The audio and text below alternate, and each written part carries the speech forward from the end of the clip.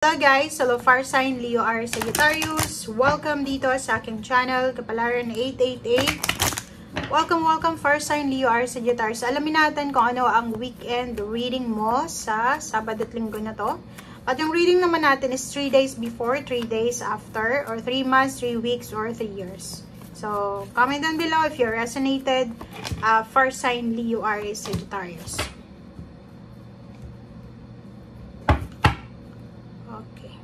Kunin natin. Wow. Fire sign. Number 13, kahapon, ganun din to. Lumabas yung wealthy man. Yung iba sa inyo dito, Fire sign Leo R. Sagittarius, pwede makaresonate lang dito. So, kung makikita mo dito, siguro naghihintay ka, 28 it's ending. Positive endings, results, answers, confirmation. Naghihintay ka eh. Pwedeng may hinihintay kang balita. Pwedeng wealthy man is from someone na mayaman, pwedeng boss mo or kung sino man siya. Siguro naghihintay ka ng balita or naghihintay ka ng confirmation, positive confirmation regarding money. Money kasi siya eh. Money, outcome, positive, progress, or kung ano pa man, transformation. Sa linggong ito or sa weekend na to, sinasabi ng barahan na may pag-asa. Merong transformation dito, may effect dito. Kung makikita mo parang nakikita mo yung liwanag, 'di ba? May liwanag eh. So, if ever man pera yung problema mo sa ngayon, if ever man may anong tawag dito, may pinoproblema ka sa finances mo, kung makikita mo may liwanag sa end of the tunnel. So, hopeless ka dahil nangangailangan ka ng pera. Pero end of the day, sinasabi na may pag-asa, may hope, 'di ba? Nandito yung butterfly. Ang butterflies dito is 5. So, sinasabi na meron kang mga agam-agam, meron kang mga worries, pag-aalala, lalo na sa usaping pera. Mayroon kang ini-expect na parang tulong financial.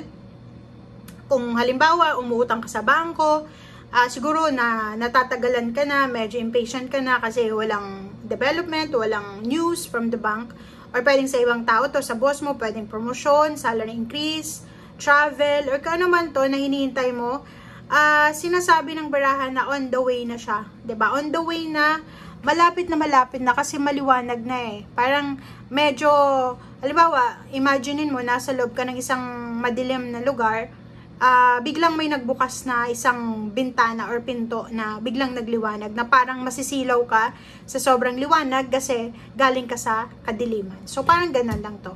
Okay? So, if you're expecting help, if you're expecting money, confirmation, ano man tong solusyon sa kung ano man na pinagdadaanan natin, sabi ng baraha sa'yo dito na malalaman mo sa weekend na to or next week na may pag-asa, may liwanag, may pwede kang kapitan. May pwede kang kapitan ng iyong paniniwala or mabubuhay ulit yung pag-asa sa puso mo. Okay? Okay. So, you're being helped. Positive energy, di ba? So, Fire sign Leo R. Sagittarius, sinasabi ng baraha sa'yo na yung heaven, diba? Yung universe, yung heaven, you're being helped. So, tingnan mo to, Fire sign. Sinasabi sa'yo na ang langit daw ay posibleng gumagawa ng paraan behind the scenes para tulungan ka. So, kahit hindi mo nakikita yung results sa ngayon, like, meron kang mga minamanifest, meron kang pinagpipray, meron kang problema, or pwedeng meron kang confusion sa buhay, and feeling mo walang tumutulong sa'yo, feeling mo hopeless ka, feeling mo pinabayaan ka na ng mundo, nagkakamali ka doon kasi pwedeng ramdam mo na yung kapamilya mo hindi ka tinutulungan or parang ganun, pero yung Panginoon, yung langit ay may ginagawa siyang actions behind the scenes na hindi mo nakikita. Okay? So, wag tayong masyadong mag-alala. And be positive lang. Surround yourself with positive people and situation and avoid negativity para, 'di ba? Maging kumbaga positive din yung outlook mo sa buhay. So, 'yun ang nakikita natin na sinasabi ng baraha sa'yo dito, Fire sign. So, alisin mo yung agam-agam mo yung pag-aalala. Kasi, siguro sa panahon ngayon, wala kang nakikitang mga tao na dumadamay sa'yo. Pero, tao lang sila na hindi ka tinutulungan, pero yung langit ay gumagawa ng paraan para sa'yo. Yung langit ay parang naka-support sa kung ano man na gagawin mo, or ano man tong hinain mo, ano man to, naririnig nila. So, be positive, guys.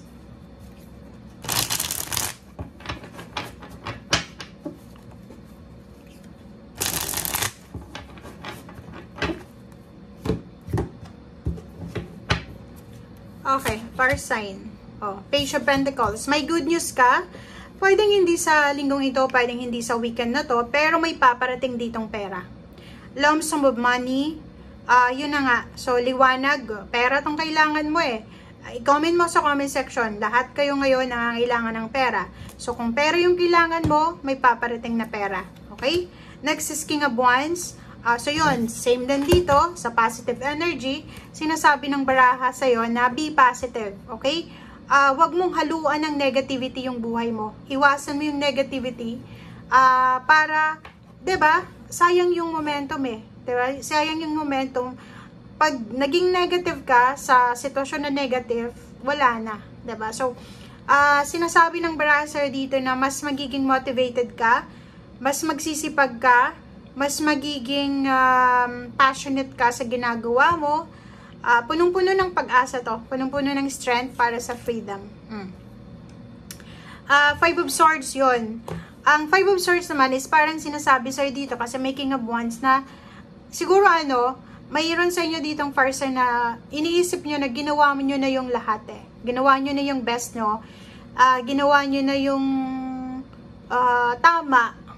Parang lahat ginawa nyo na. So, ang gagawin mo sa ngayon is let go mo na lang. Let go, let God, let it flow, surrender to the universe, surrender to God, and surrender mo lang sa kung ano ang mga susunod na mangyayari. Diba? Hermit mode, sinasabi ng baraha sa'yo dito, yung pagiging kalmado, yung pagkakaroon ng peaceful mind, peaceful na buhay, or yung pananahimik ay siyang strength mo. So, sabi ng baraha sa'yo dito, in times of troubles, in times ng mga confusion sa buhay mo, yung less reaction, yung pagiging less obsessive and parang masyado tayong nagmamadali, siya yung magiging strength mo. So, sinasabi ng baraha, huwag kang gagawa ng desisyon nang hindi mo pinag-iisipan, mag-meditate, mag-contemplate, mag-pray.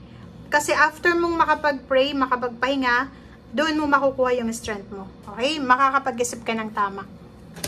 Okay. High Priestess and the Moon. So, yun. Sabi ng energy mo dito is, water sign energy to, iwasan mo yung negativity. Iwasan mo yung negativity, sumunod ka lang sa sinasabi ng iyong intuition. And prayers, guys. Atong the Moon na to, maraming papasok sa isip mo na negative, like mga worries or kung ano man, pag-aalala.